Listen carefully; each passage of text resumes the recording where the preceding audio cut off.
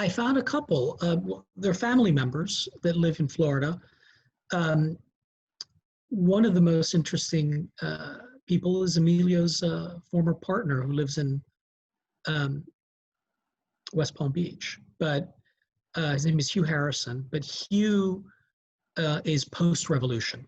Once Emilio left Cuba in 1960 and settled permanently in New York, that's where he and Hugh became partners and then lifelong friends. Trying to find people who knew him in the 40s and 50s is tricky, but there are still a handful of people who did, including the antiques collector in New York, John Rosselli. And John had some wonderful stories about Emilio from the 50s, which are included in the book.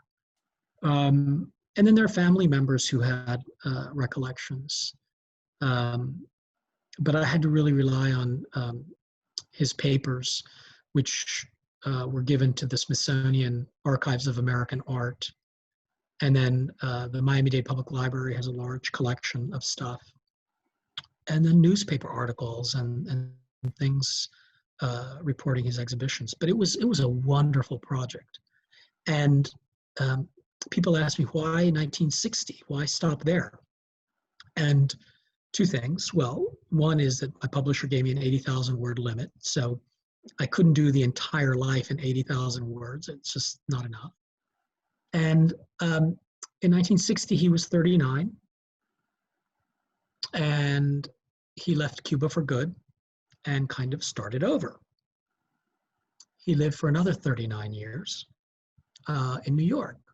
So in a way, I can write a sequel that would be perfectly fitting. You know, the first one is Emilio before the revolution, and the other one's Emilio after the revolution. And but I'm going to take a little break from Emilio at the moment.